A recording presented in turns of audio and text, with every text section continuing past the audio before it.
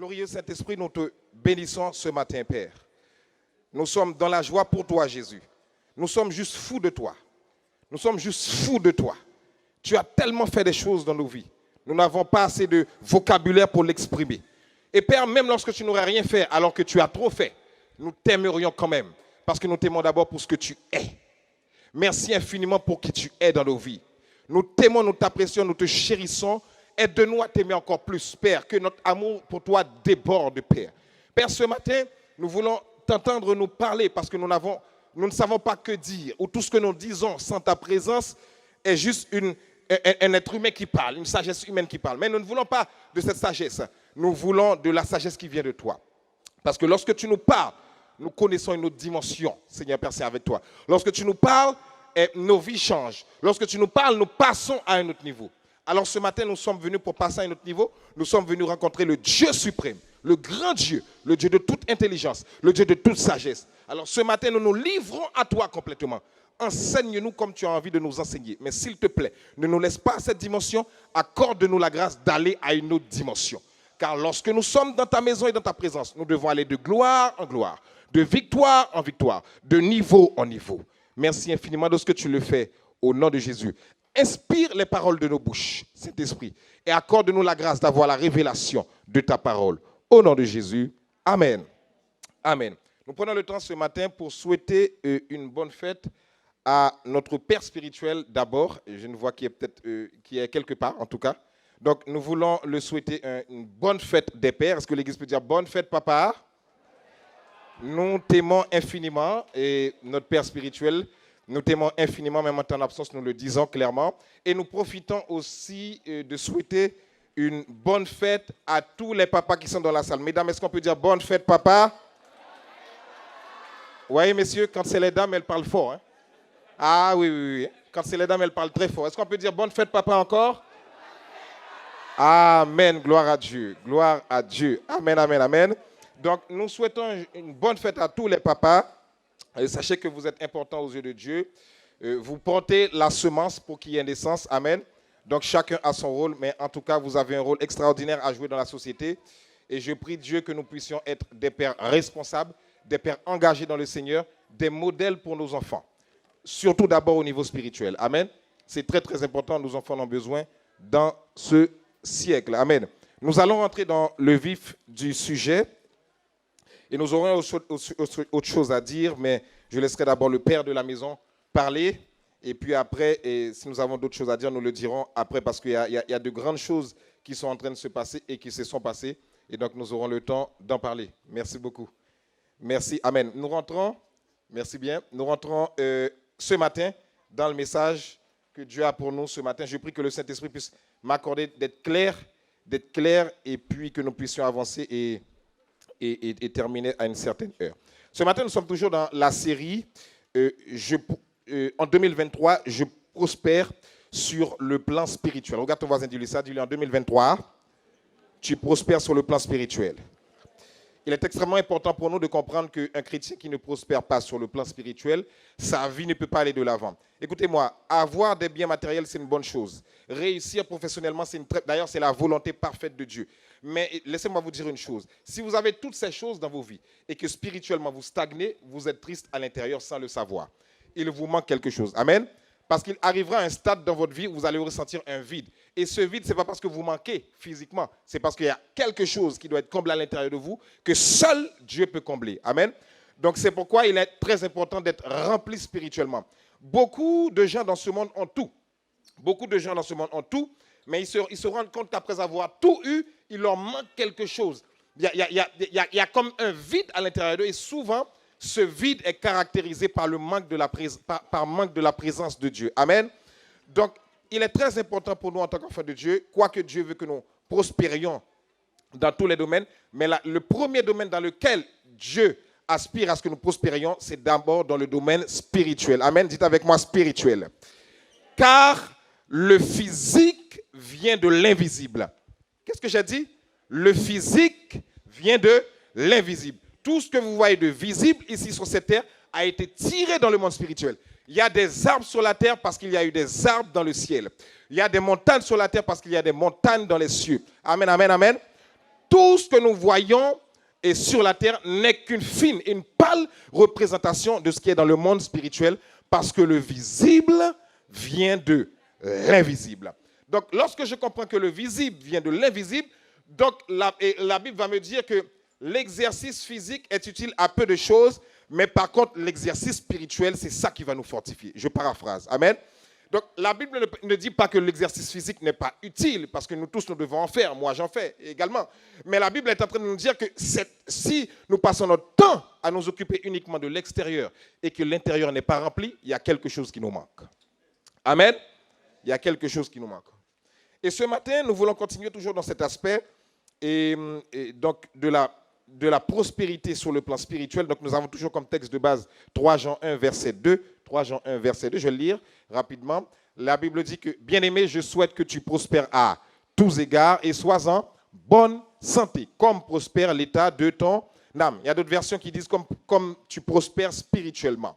Et l'âme et l'esprit sont différentes, mais par contre, quand l'esprit domine, l'âme doit suivre l'esprit. Amen. Donc, en d'autres termes, pour que ton âme prospère, nous n'allons pas entrer dans ce sujet, il faut que d'abord, toi, spirituellement, tu es en train de prospérer. Ton âme ne peut pas prospérer si spirituellement, tu ne prospères pas. Ça, c'est tout un autre sujet. Tu peux tout avoir, mais ton âme ne prospère pas. Est-ce que l'Église m'entend?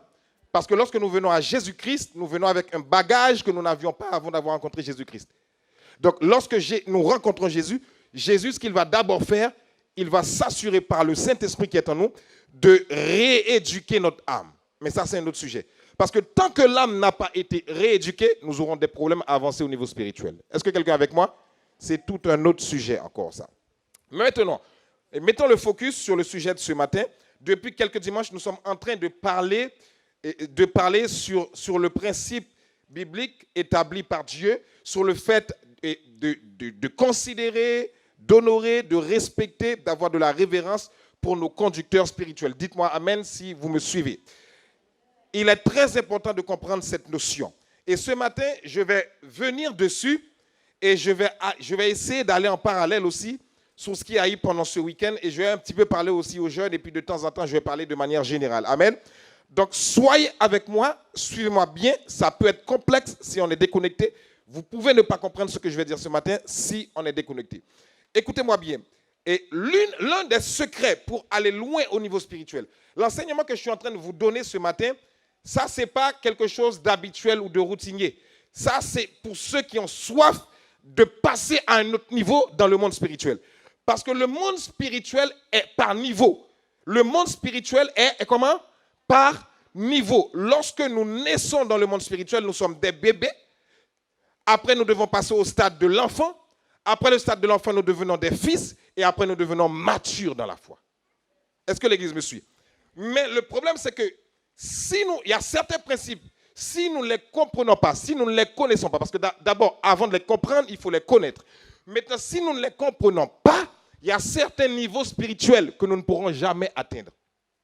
Et le problème, c'est que s'il y a certains niveaux spirituels que nous n'atteignons pas, il sera difficile pour nous de progresser dans la volonté de Dieu. Est-ce que l'Église me suit?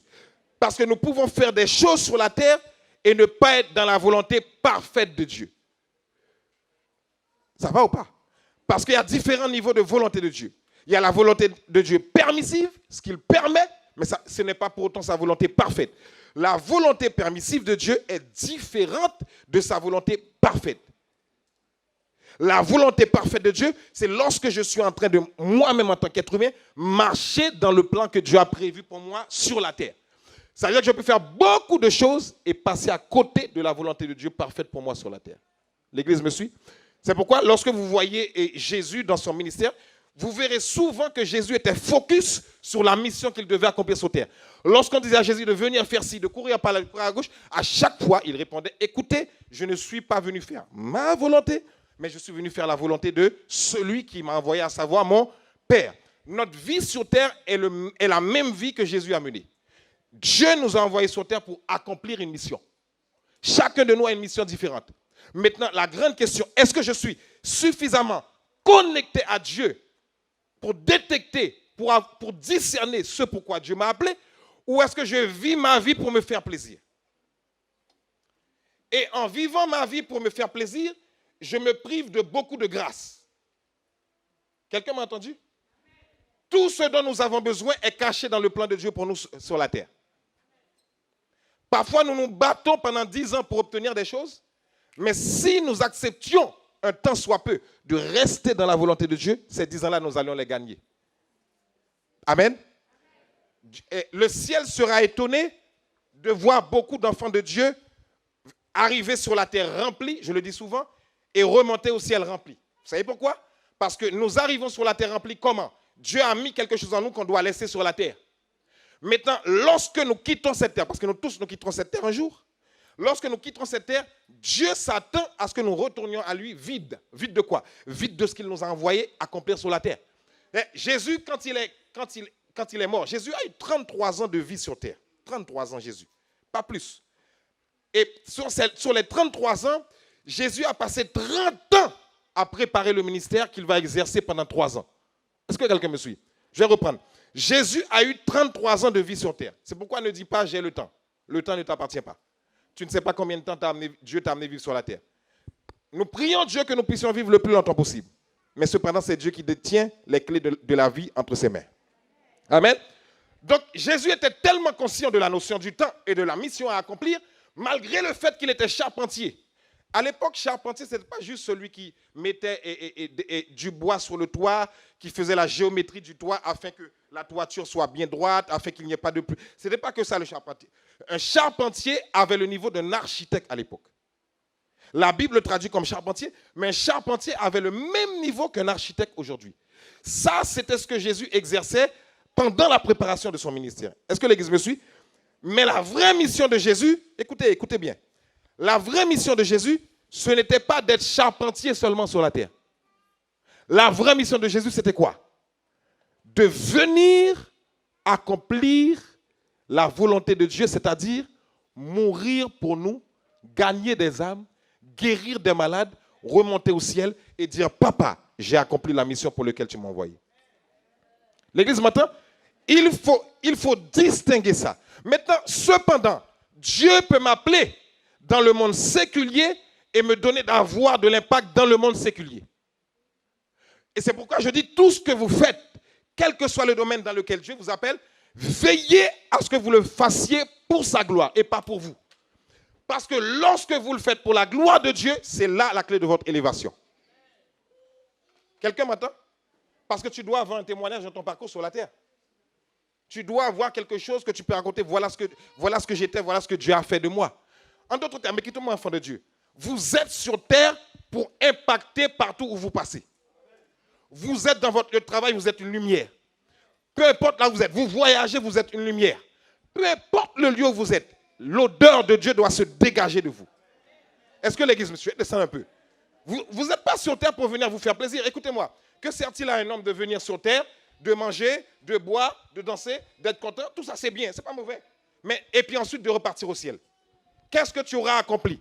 Lorsque tu arriveras au ciel, qu'est-ce que tu diras à Dieu? Parce que la question qui nous sera posée est, je t'ai envoyé sur terre. Qu'est-ce que tu as accompli pour ma volonté? Ah, j'ai mangé, j'ai bu, j'ai dansé, j'ai été content, j'ai fait toutes sortes de choses. Ah bon? C'est ce que je t'ai envoyé faire sur terre? Maintenant, Dieu, vous savez ce qu'il va faire? Il va ouvrir le livre de vie. Il va dire, voilà, tu étais à tel travail, telle année. Voilà le livre. Tu avais tel à gagner. Est-ce que tu as parlé de moi? Est-ce que tu as été une lumière? Il va ouvrir le livre. Il va dire, voilà les gens qui étaient sous ta responsabilité, qui sont en train de partir en enfer. Regarde-les. Regarde-les. Nous ne sommes pas sur terre pour nous. Tu es à l'école, mais tu as un impact à l'école là où tu es. Tu dois être une lumière. Tu es au travail, tu as un impact là où tu es. Est-ce que vous comprenez? Partout où tu passes, tu es une lumière. Ce n'est pas une question de venir à l'église seulement et de chanter. Non, c'est que lorsque je sors de ce lieu rempli pour aller libérer ce que j'ai appris. Est-ce que l'église me suit? Ça, c'est le vrai sens de la vie. Mais par contre, pour avoir cet impact, il y a certains principes. Et ça, je vais en parler ce matin. Si vous ne les comprenez pas, écoutez-moi bien, c'est important ce que je vais vous dire. Le diable va vous combattre. Je parle en connaissance de cause. Ah, je vous garantis. C'est pourquoi il y a beaucoup de combats dans le monde chrétien. Beaucoup de déchirements. Parce qu'il y a certaines choses qui ne sont pas assises. Beaucoup d'incompréhension. Il y a des gens qui ont commencé la vie chrétienne, mais qui avaient une vie chrétienne extraordinaire. Puis du jour au lendemain, on ne comprend pas ce qui s'est passé. Il y a un retournement, et puis la personne repart de l'autre côté, et c'est difficile pour la faire revenir. Parce qu'il y a certaines choses qui n'ont pas été comprises. Mais lorsqu'elles ne sont pas comprises, ces choses-là, et c'est pourquoi le Saint-Esprit a insisté pour que je reste là-dessus. quand ces principes-là ne sont pas compris, tu es en train de rater ta mission sur terre et tu es en train d'écouter ta vie sur terre.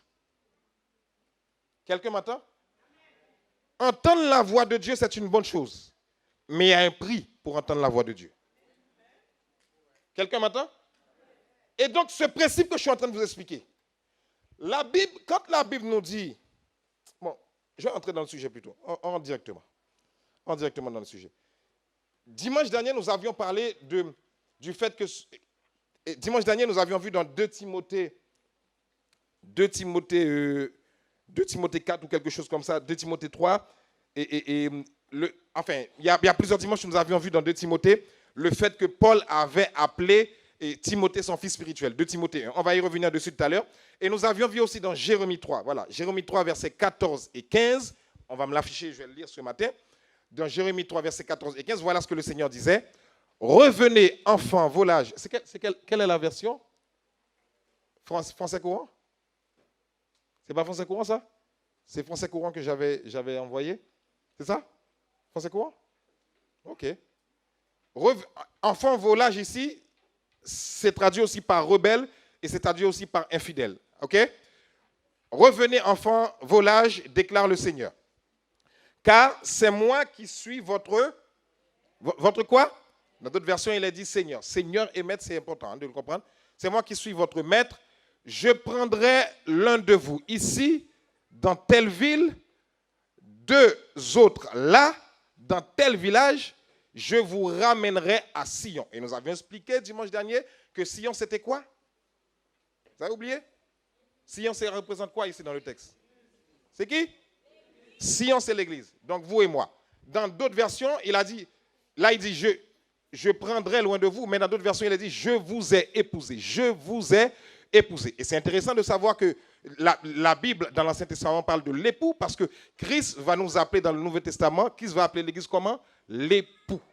Nous sommes l'épouse de Christ. Parce que lorsque nous acceptons Jésus-Christ, nous sommes mariés automatiquement à lui. Amen. Bon, ça c'est un autre domaine. Maintenant, il dit, je vous donnerai quoi?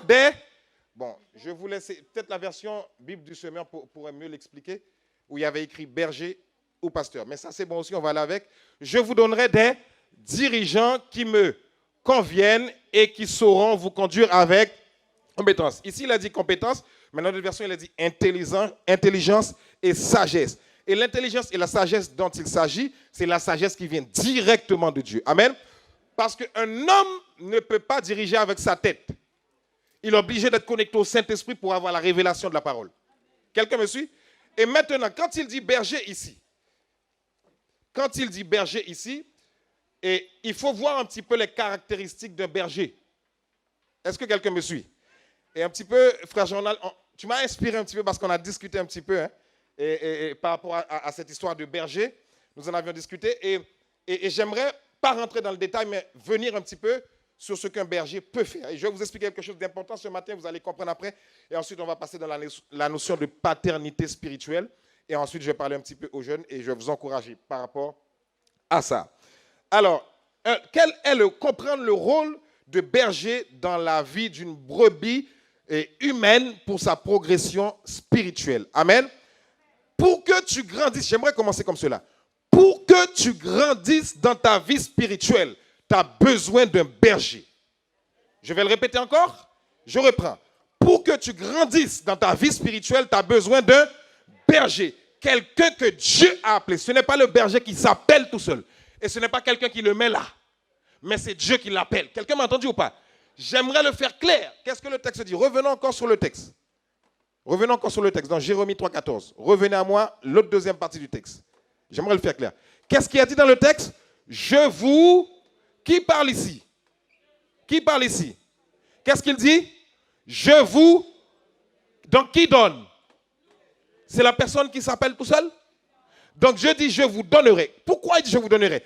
Je qualifierai spirituellement des personnes que je placerai là pour faire quoi? Des dirigeants qui me conviennent. Qui me conviennent, dans notre version, il a dit à ma convenance, selon ma volonté.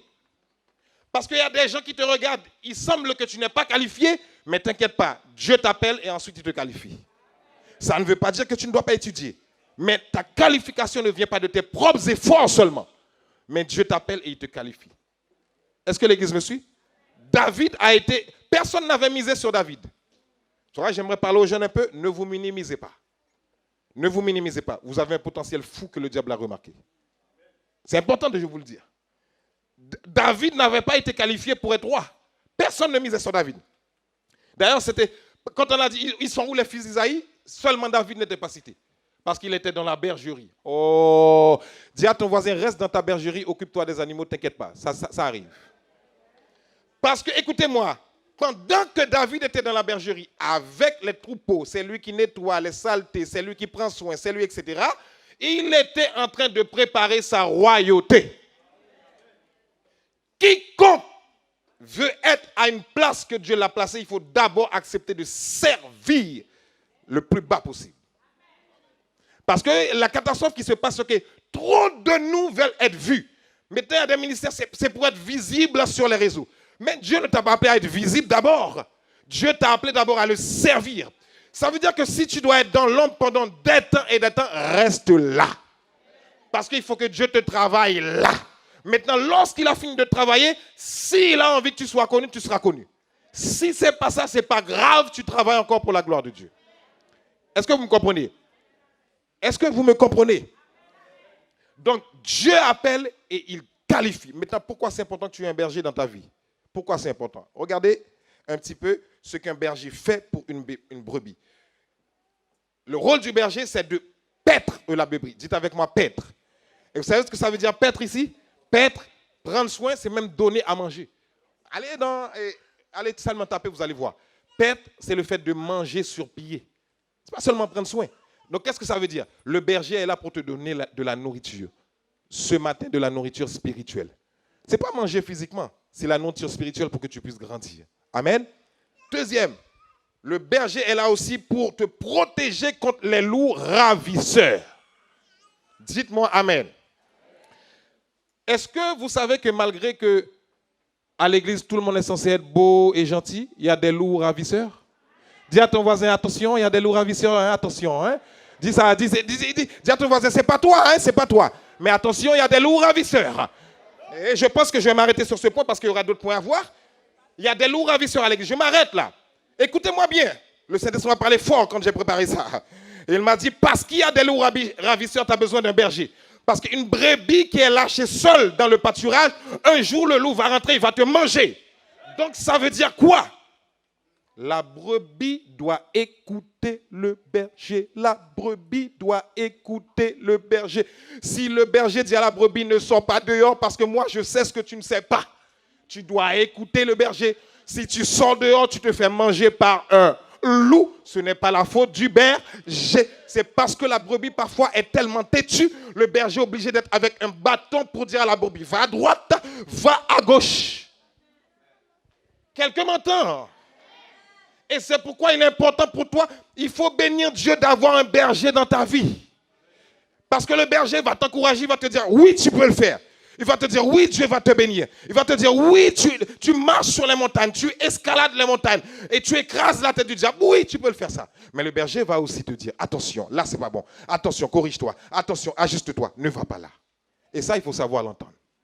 Est-ce que l'église est là avec moi? Quelqu'un m'entend? Et je vais vous dire une chose. Vous savez pourquoi Dieu insiste sur le fait de respecter son berger? Vous voulez que je vous explique un peu? La révélation que le Saint-Esprit m'a donnée dans ce texte de Jérémie 3, 14 et 15. Parce que lorsque un loup veut manger une brebis, il va d'abord essayer de distraire le berger. Vous ne m'avez pas compris. Vous ne m'avez pas compris, hein? Pourquoi? Parce que le loup sait que s'il arrive à déstabiliser le berger, il va croquer les brebis.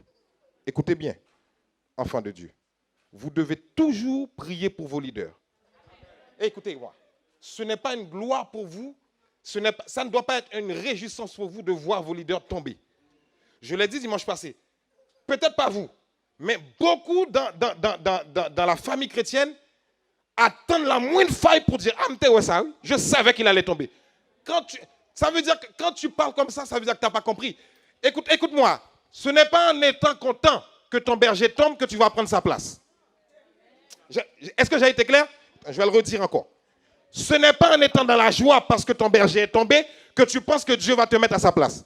Si tu n'as pas été appelé, tu ne prendras pas sa place. Si tu la prends, ça va être une catastrophe. Parce que tu n'as pas été taillé pour ça. Est-ce que vous comprenez? La personne qui attend l'appel de Dieu, Dieu doit le tailler d'abord.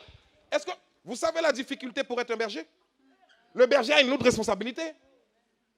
Le berger porte les brebis dans son cœur. N'importe quel berger qui est bon a la compassion pour ses enfants. Compassion. Et cette compassion, il ne l'exprime pas devant vous, dans la prière. Korachataba, protège-les. Korabacha, protège l'église. Le berger prie pour vous. Nous sommes ici parce que nous avons des parents spirituels qui prient pour nous. Est-ce que l'église me suit? Je l'avais dit dimanche dernier. Dieu peut descendre sur la terre et faire ce qu'il veut. Mais par contre, il ne descendra pas parce qu'il a placé des hommes pour faire sa volonté. Quelqu'un me suit? Et c'est parce qu'il y a des pasteurs que pendant Covid, les chrétiens ne sont pas devenus fous.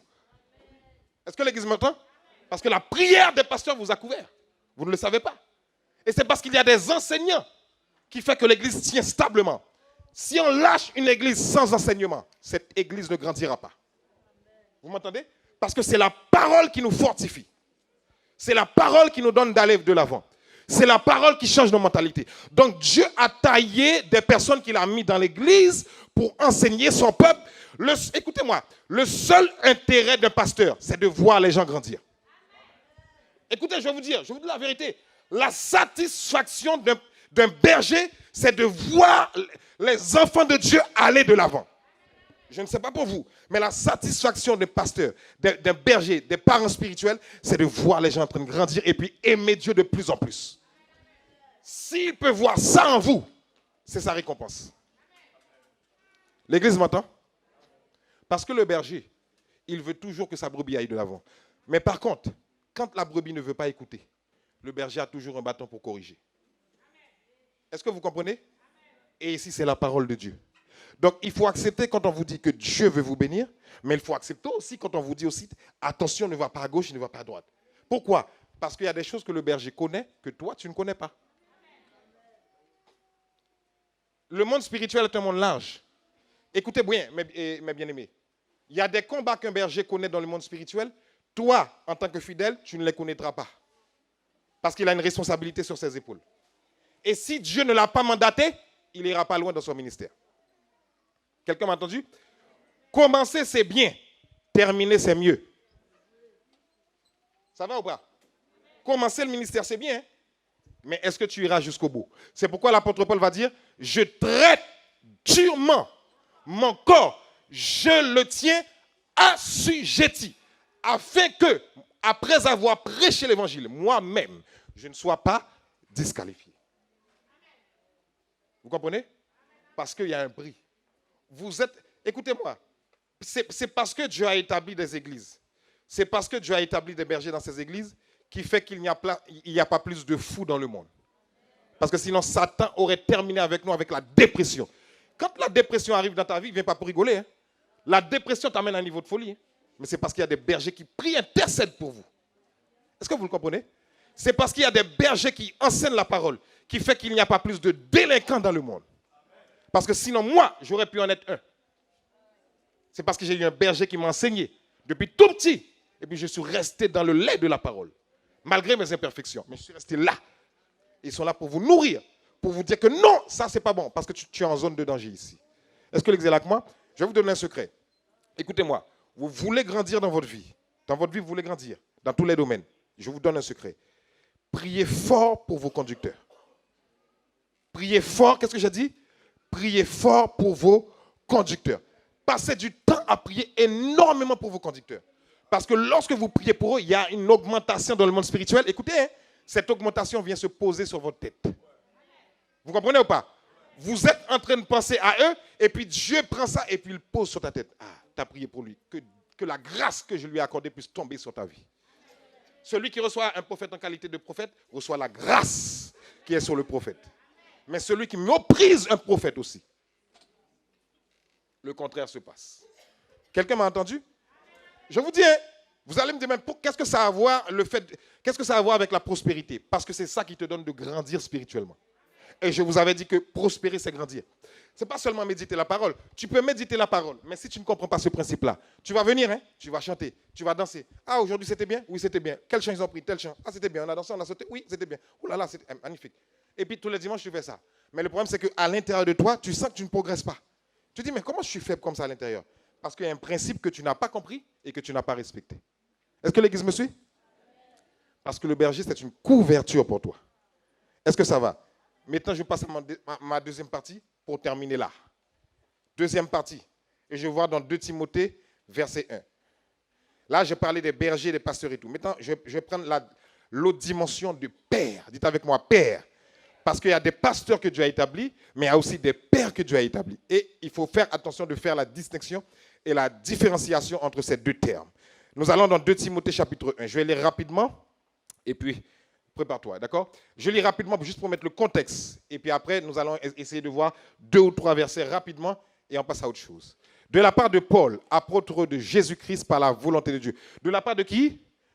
Apôtre de Jésus-Christ par qui? Par sa volonté? Par la volonté de qui? Par la volonté de Dieu. Chargé d'annoncer la vie qui nous est promise grâce à Jésus-Christ. Ici, ce n'est pas la vie bios, ce n'est pas la vie avec laquelle tu respires, c'est la vie éternelle.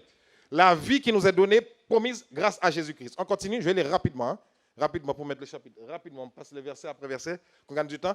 À Timothée, mon cher fils, que Dieu le Père et Jésus-Christ, notre Seigneur, t'accorde la grâce, le pardon et la paix, reconnaissance et encouragement à la fidélité. Je remercie Dieu que je sers avec une conscience pure comme mes ancêtres l'ont fait. Je le remercie comme mes ancêtres l'ont fait. Paul reconnaît les pères d'avant. Comme mes ancêtres l'ont fait, je le remercie lorsque sans cesse, jour et nuit, je pense à toi. Je vous avais dit tout à l'heure que la responsabilité de berger, c'est de prier pour ses brebis. Comme je pense à toi dans mes prières. On continue. Je me rappelle tes larmes et je désire beaucoup te revoir afin d'être rempli de joie. Je garde le souvenir de la foi sincère qui est la tienne, cette foi qui anima ta grand-mère Loïs et ta mère Eunice avant toi. Je suis persuadé qu'elle est présente en toi aussi. C'est pourquoi je le rappelle, maintiens en vie le don que Dieu t'a accordé quand j'ai posé la main sur toi. Car l'esprit que Dieu nous a donné ne nous rend pas timides, au contraire, cet esprit nous remplit de force, d'amour et de maîtrise de soi. N'aie donc pas honte de rendre témoignage à notre Seigneur. N'aie pas honte non plus de moi, prisonnier pour lui. Au contraire, accepte de souffrir avec moi pour la bonne nouvelle en comptant sur la force que Dieu donne. On continue. C'est lui qui nous a sauvés et nous a appelés à être son peuple, non à cause de nos bonnes actions, mais à cause de son propre plan et de sa grâce. Il nous a accordé cette grâce par Jésus-Christ avant tous les temps. Mais il nous l'a manifesté maintenant par l'apparition de notre Seigneur, de notre Sauveur Jésus-Christ. C'est lui qui a mis fin au pouvoir de la mort et qui, par la bonne nouvelle, a révélé la vie immortelle. Dieu m'a chargé de proclamer cette bonne nouvelle en tant qu'apôtre et enseignant. Et c'est pour cela que je subis ces souffrances. Mais je suis sans crainte, car je sais en qui j'ai mis ma confiance. Et je suis convaincu qu'il a le pouvoir de garder jusqu'au jour du jugement ce qu'il m'a confié.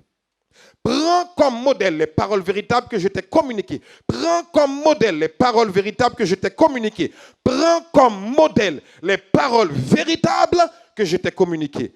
Tiens bon dans la foi et l'amour que nous avons dans la communion avec Jésus-Christ. Garde les bonnes instructions qui t'ont été confiées avec l'aide du Saint-Esprit qui habite en nous. Comme tu le sais, tous ceux qui dans la province d'Asie m'ont abandonné, entre autres Phygèle et Hermogène, que le Seigneur traite avec bonté la famille d'Onésiphore, car il m'a souvent réconforté. Il n'a pas eu honte de moi qui suis en prison.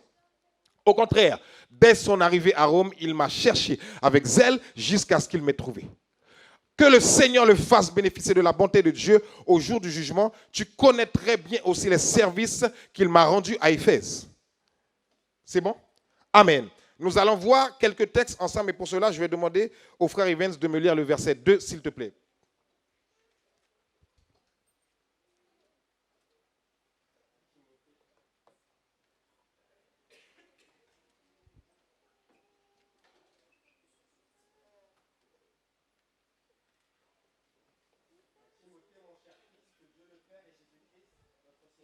t'accorde la grâce, le pardon et la paix, reconnaissance et encouragement à la fidélité. Ok, tu vas me le faire avec le micro, s'il te plaît, en attendant qu'il règle ton micro. Merci. À Timothée, mon cher fils, que Dieu le Père et Jésus-Christ, notre Seigneur, t'accorde la grâce, le pardon et la paix, reconnaissance et encouragement à la fidélité. Très bien, gardons le texte là. À Timothée, mon cher fils. Je vous pose une question. Est-ce que Paul avait un enfant physiquement? Est-ce que Paul a été marié?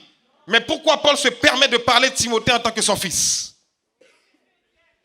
Parce que pour que tu deviennes un jour père, il faut que tu aies accepté d'être fils d'abord. Est-ce que l'Église m'entend? Il n'y a pas de fils sans que tu aies un père. Quelqu'un m'entend? Et c'est pourquoi il y a une notion qui est en train de parcourir le monde actuellement. Il y a des gens qui disent qu'ils peuvent faire l'évangile tout seuls chez eux. À partir du moment qu'ils ont la Bible et qu'ils ont la révélation de Dieu. Laisse-moi te dire une chose. Si tu vois que tu es seul chez toi et que tu as une quelconque révélation, sache que ça ne vient pas de Dieu. Parce que Dieu n'a jamais appelé quelqu'un à faire l'église tout seul. Dieu a appelé quelqu'un à être dans une communauté afin que tu aies un père et un berger qui prennent soin de toi. Est-ce que l'église me suit? Et c'est pourquoi Paul va parler à Timothée. Il va dire à Timothée, mon cher fils. Quel fils? Spirituel. Que le Dieu de Père et Jésus-Christ, notre Seigneur, t'accorde la grâce, le pardon et la paix, reconnaissance et encouragement à la fidélité. J'aimerais m'arrêter là un instant pour dire quelque chose. Pourquoi est-il important d'avoir un père spirituel dans ta vie? Parce que lorsque tu as un père spirituel dans ta vie, il prononce des bénédictions sur toi. Est-ce que l'église est là avec moi? Là, Paul, ici dans ce texte, est en train de bénir la vie de Timothée. Et laisse-moi te dire une chose. Lorsqu'un père prononce des paroles sur toi, la bénédiction va te poursuivre toute ta vie. Il y a des choses que tu vas te retrouver à faire, pas à cause de ta capacité, pas à cause de tes compétences, mais c'est parce qu'il y a une parole qui a été prononcée dans le monde spirituel et Dieu l'a pris, il y a eu un shift et puis Dieu te mandate. Mais il a fallu qu'un père prononce une parole sur ta vie. Alors c'est pourquoi tout à l'heure je t'ai dit que tu es assis à la bonne place. Lorsque tu viens à l'église, tu n'es pas en train de perdre ton temps. Dieu passe par un père pour déverser sa grâce dans ta vie. Je vous ai dit plusieurs fois, si Dieu voulait descendre tout seul, il aurait pu le faire. Mais Dieu écoutez bien, Dieu ne descendra jamais, il passera toujours par un homme quand il veut faire quelque chose sur la terre. Je répète, Dieu ne descendra jamais, il passera toujours par un homme lorsqu'il veut faire quelque chose sur la terre. Donc avoir un père, c'est une bénédiction. Que ça soit sur le plan spirituel ou que ça soit sur le plan physique. C'est pourquoi aussi, de la même manière, quiconque dérespecte un père, si ce père prononce une mauvaise parole sur toi, ça va s'accomplir. Dites-moi amen. La seule manière qu'une parole négative d'un père ne puisse pas s'accomplir sur ta vie, c'est si tu n'as rien fait. Si tu n'as rien fait, il peut parler comme il veut, rien n'arrivera dans ta vie. Mais par contre, il ne faut pas laisser un père mal parler alors que tu as commencé quelque chose de mauvais. Faites attention à ça. Un jour, un grand homme de Dieu qui était devenu un grand homme de Dieu, Dieu commençait à l'élever. Il commençait à voyager dans le monde. Il a eu le malheur un jour de mal répondre à son père spirituel. Son ministère commençait à dégringoler. Et puis il a été prié, jeune, tout le temps. C'est ce qu'il faisait tout le temps, dans la présence de Dieu. Dieu lui a dit, écoute-moi bien, c'est moi qui t'ai appelé, c'est moi qui t'ai mandaté. Mais à moins que tu ailles t'excuser devant ton père, ton ministère va couler, je te le dis. Dieu lui a dit ça. Dieu a dit, je te dis la vérité en face. À moins que tu ailles t'excuser, je te garantis, ton ministère va couler. Dès qu'il a été demandé pardon à son père, c'est repris. Quelqu'un me suit? C'est important. Depuis ce jour-là, il a compris ce principe-là. Maintenant, il a un ministère international. Écoutez-moi, le plus important, ce n'est pas d'avoir un ministère international. C'est lorsque Dieu enlève sa main sur toi. Lorsque Dieu enlève sa main sur toi, tu es quelqu'un qui marche, mais tu n'as pas de direction. C'est un principe important. Est-ce que vous me comprenez? Parce que Timothée, là, il était en train de diriger une église, mais en l'absence de Paul. Mais comme il avait la couverture spirituelle de Paul sur sa vie, Paul l'a encouragé. Paul est en prison. Écoutez, les prisons de maintenant, c'est des prisons avec télé high-tech. À l'époque, lorsque Paul était en prison, c'est un cachot, un trou. On a vu en Israël. Un trou, c'est un trou. Hein? On fouille un trou et puis on met une plaque de ferraille pour pas que la personne sorte. Mais c'est un trou, un puits, comme un puits. Un trou, c'est un puits. C'est pas prison avec tout ça, là, t'as tout, t'as salle de sport. Non, t'es littéralement dans un trou. Ça veut dire, il fait froid, tu le ressens, il pleut, la pluie tombe. Parce que c'est pas un trou qui est couvert, hein, c'est des barreaux. Donc quand il pleut, l'eau tombe sur toi. Il fait froid, t'as froid. Il fait chaud, t'as chaud. Quelqu'un veut passer, il veut, excusez-moi l'expression, uriner sur toi, il urine et puis tu reçois ça en bas. Quelqu'un me suit?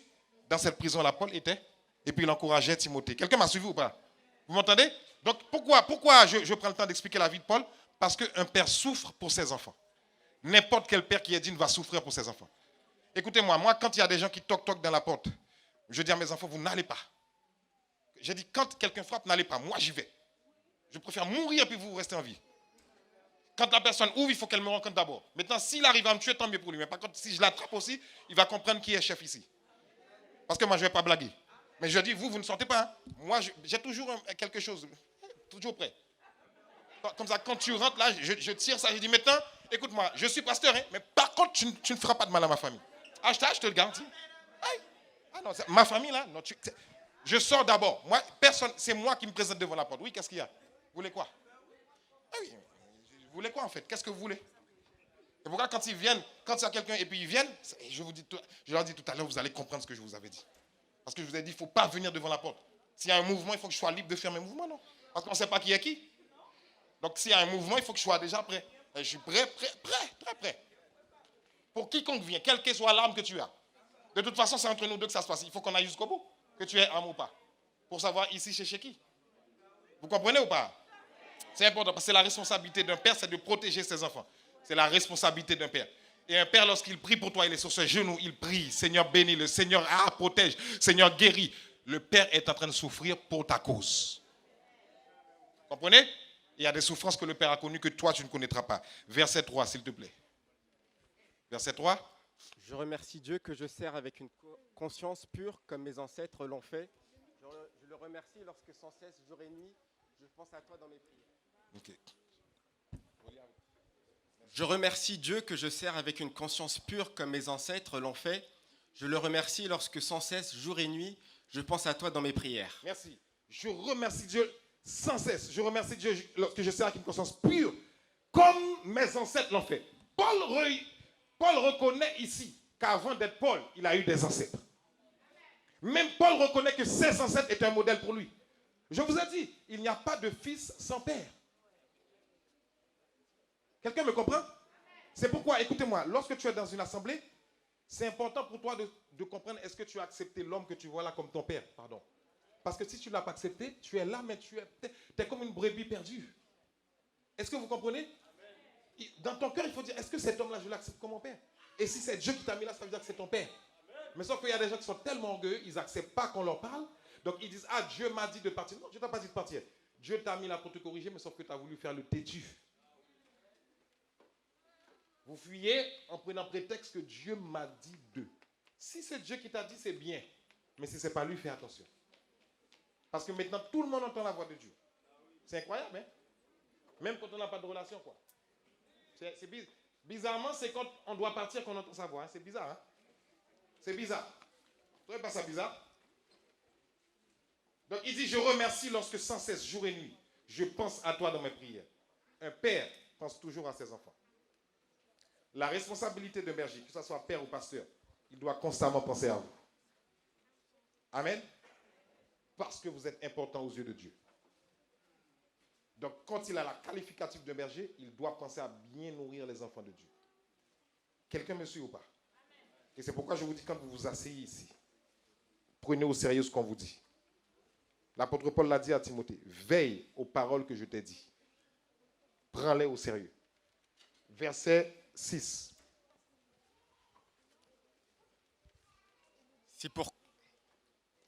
C'est pourquoi je te rappelle, maintiens en vie le don que Dieu t'a accordé quand j'ai posé les mains sur toi. Redis-le encore. C'est pourquoi je te rappelle, maintiens en vie le don que Dieu t'a accordé quand j'ai posé les mains sur toi. Encore une fois plus fort. C'est pourquoi je te le rappelle, maintiens en vie le don que Dieu t'a accordé quand j'ai posé les mains sur toi. C'est pourquoi je te rappelle, maintiens comment en vie le don que Dieu t'a. Qui a accordé le don à Timothée? Qui a accordé le don à Timothée? Comment? Comment? Je reprends la question. Qui a accordé le don à Timothée? Ok. Comment? Qui a imposé la main? C'est Dieu qui a imposé la main? Je reprends. C'est Dieu qui a imposé la main? Dieu est descendu pour imposer la main? Qui a imposé la main? Paul. Dieu passera toujours par un homme pour te bénir. Lorsqu'un père pose la main sur toi, aïe, il y a des grâces et des bénédictions qui sont communiquées ici. Oh. Des choses là, il y a des choses que j'ai envie de dire, je me pose la question, est-ce que je dois le dire? Je suis inspiré de le dire, mais je ne sais pas quoi. Lorsqu'un père parle, je vous l'ai dit plusieurs fois, parce que peut-être tu ne te souviens pas, tu as prononcé des paroles sur ma vie qui s'accomplissent. C'est maintenant que je suis en train de faire l'analyse pour comprendre que ce qu'il disait là, c'est en train de s'accomplir. Écoutez-moi, un père voit en toi ce que toi tu ne vois pas en toi. Je vais le répéter. Un père voit en toi ce que toi-même tu ne vois pas en toi. En d'autres termes, un père est toujours en avance sur toi. C'est Dieu qui l'a taillé comme ça. Le père est toujours en avance. Il a une langage. C'est pourquoi tu ne peux pas combattre un père. Parce qu'il est toujours en avance par rapport à toi. Toujours. Dieu l'a placé comme ça. Et lorsqu'il pose la main sur toi, vous voyez, Timothée avait déjà le don. Dieu l'avait déjà appelé dès sa naissance. Puisque dans Jérémie, Dieu va dire, je connais les jours que je t'ai donné déjà. Même dans Somme 139. Il dit, je connais les jours que je t'ai déjà donné avant qu'aucun d'eux n'exista. Timothée, dans Jérémie, il a dit, dans Jérémie encore, il a dit, je connais les projets que j'ai formés sur vous, projets de bonheur, afin de vous donner un avenir et de l'espérance. Avant que tu naisses, Dieu savait ce qu'il a mis sur toi. Mais par contre, pour que ça arrive à manifestation, il y a un père qui doit imposer les mains sur toi. Lorsque le père impose les mains, il dit, écoute-moi, mon fils, pas avec cette grâce-là. Même dans le monde séculier, si Dieu t'appelle à être un homme d'affaires, tu viens, ton père impose les mains. Et puis parle sur ta vie. Je déclare que tu es béni. Tu prospères. Tes mains sont bénies. Pas avec la grâce de Dieu. Dans le monde spirituel, Dieu prend cette parole. Et il commence à travailler avec toi. Maintenant, si tu pars sans la grâce d'un père, tu vas travailler, mais tu vas transpirer, tu vas faire moins que ce que tu aurais dû faire. Tu vas faire, hein, mais moins. Parce qu'il y a une sagesse qui est communiquée. Le monde spirituel est large. Il y a une sagesse. Parce que pour avoir des contacts, pour avoir des connexions divines, ça se passe spirituellement. Pour avoir la sagesse pour gérer tes affaires, il y a besoin d'une sagesse qui ne vient pas de toi, mais d'en haut. Et donc, quand Dieu passe par ton père, et ton père impose les mains.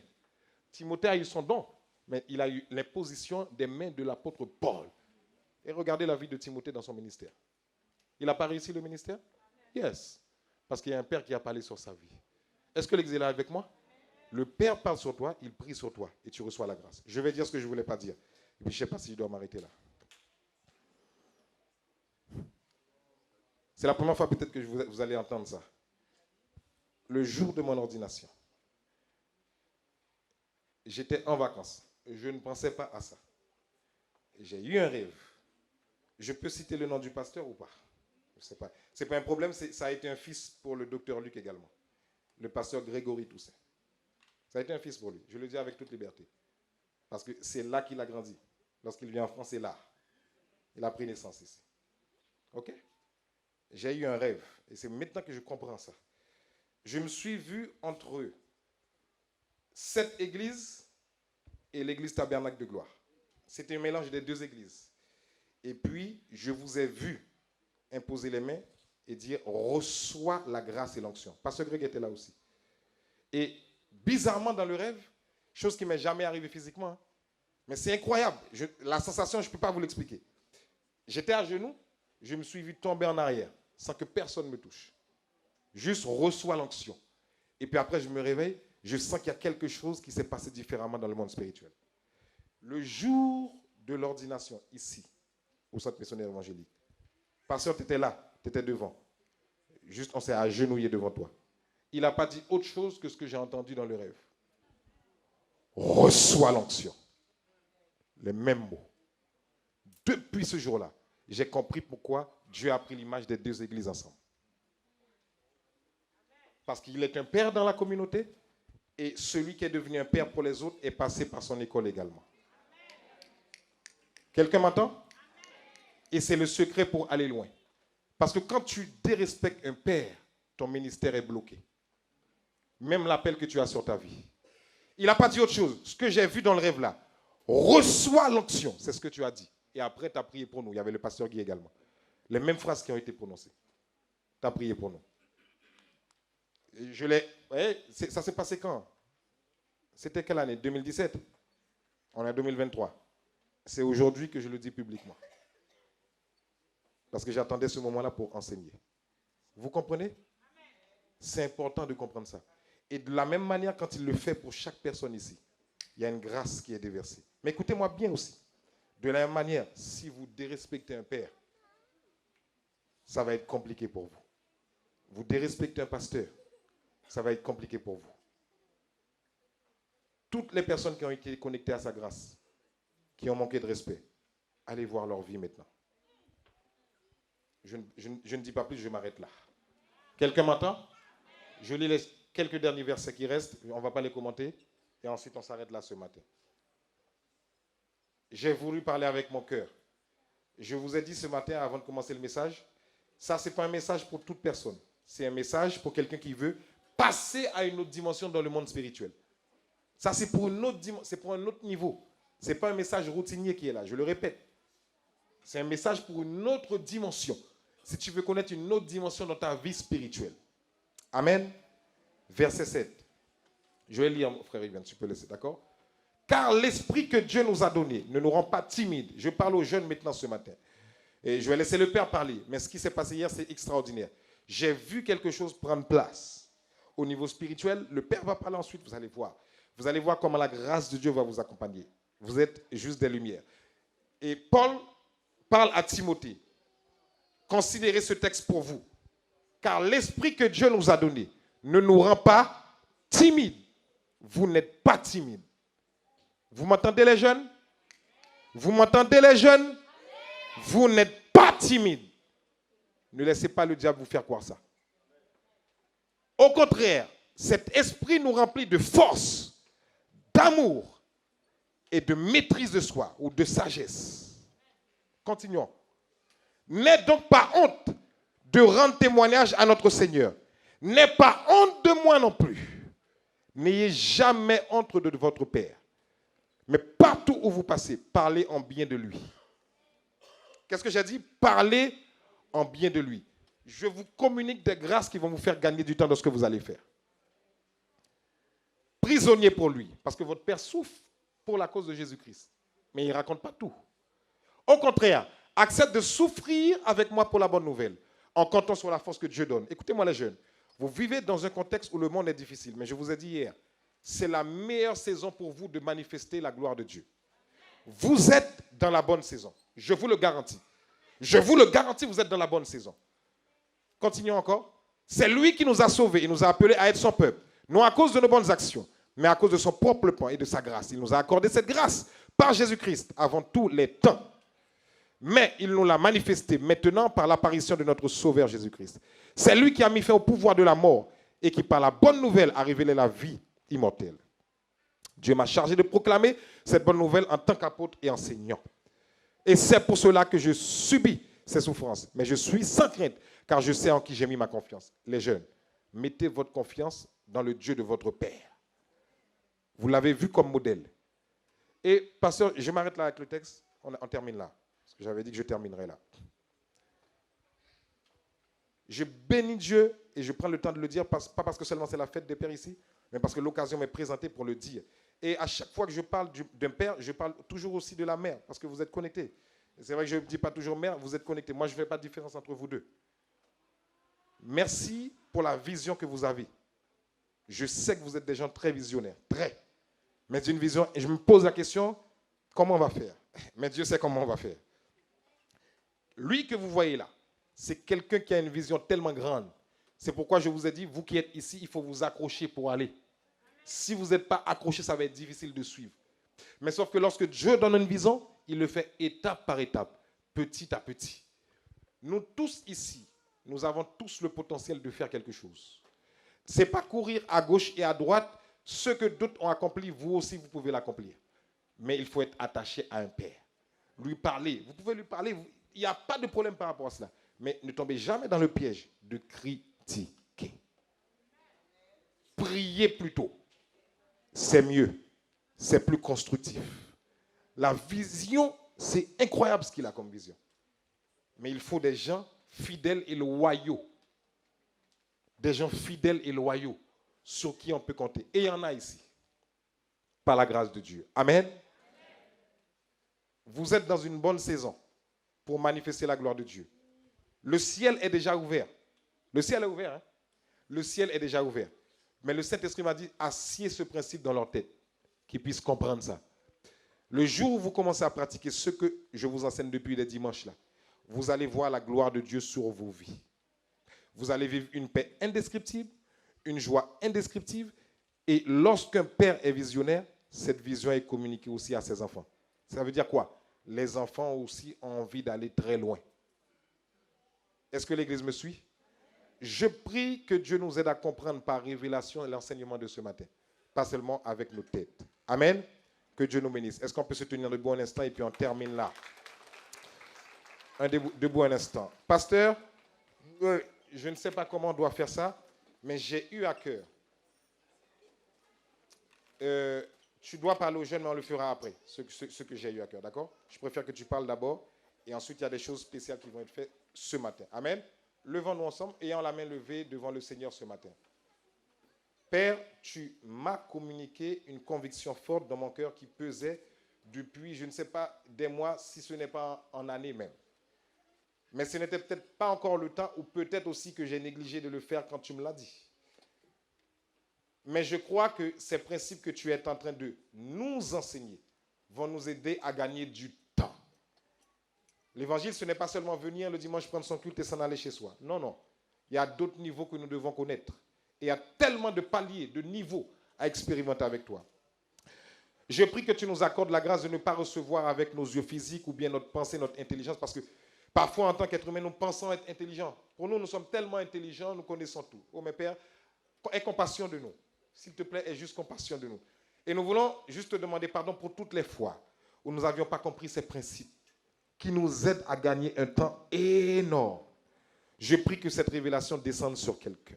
Accorde-nous la grâce d'avoir maintenant les yeux spirituels ouverts et de la clairvoyance dans le monde spirituel afin de comprendre ce qui a été dit ce matin. Ne nous laisse pas le prendre avec émotion seulement, mais que ça soit quelque chose qui reste dans nos cœurs, implanté, et que nous puissions gagner du temps et voir ta gloire se manifester dans nos vies. C'est au nom de Jésus que nous avons ainsi prié. Amen. Demeurez bénis.